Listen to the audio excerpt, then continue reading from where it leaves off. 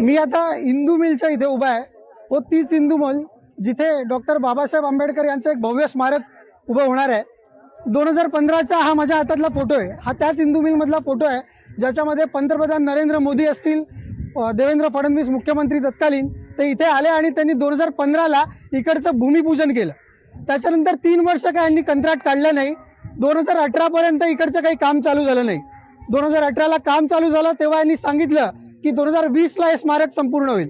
2019 ची निवडणूक उगवली तेव्हा हेच देवेंद्र फडणवीस पुन्हा आले आणि म्हणाले की 2021 पर्यंत हे स्मारक पूर्ण होईल।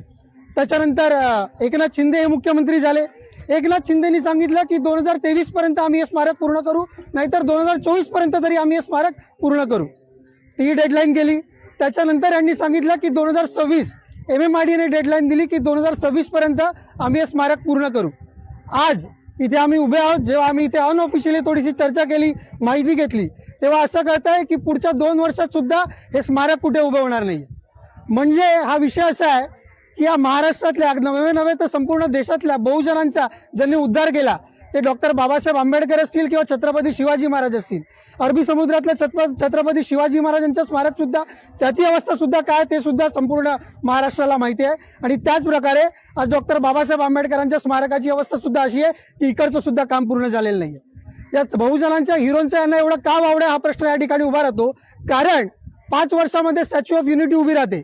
5 वर्षामध्ये 182 मीटर म्हणजे हा जो पुतळा इथे उभा राहणार आहे, हे जे बाबासाहेबांचं स्मारक उभे राहणार आहे ते तुलनेने 137 मीटरचंच आहे, म्हणजे त्याहून छोटंच। मात्र 10 वर्ष झाली तरी ते उभं झालं नाहीये। मात्र 182 मीटरची स्टॅच्यू ऑफ युनिटी उभी राहिली। मात्र स्टॅच्यू ऑफ इक्वलिटीसाठी या सरकारकडे वेळ नाही, हा इकडचा प्रश्न आहे।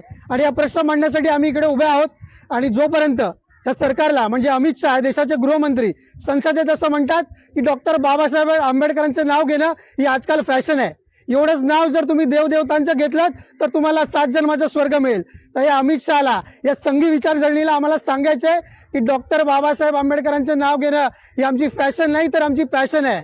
आणि तुम्ही जे म्हणताय की स्वर्गाच्या गोष्टी करताय, या माणसाने आम्हाला जिवंतपणी स्वर्ग दिला, तुमच्या मनुस्मृतीने आम्हा बहुजनांना कुठे ना कुठे गाडलं होतं, तर संविधान रूपी स्वर्ग आम्हाला दिला, म्हणूनच आम्ही न्याय मागतो। आणि त्याच संविधानामुळे तुम्ही या सत्तेत बसला आणि त्या सत्तेची खुर्ची सुद्धा याच संविधानाने दिलेल्या अधिकाराने आम्ही लात मारून तुम्हाला तिकडून हकलू। आणि याच डॉक्टर बाबासाहेब आंबेडकरांच्या जयंतीनिमित्त दीर्घ शुभेच्छा।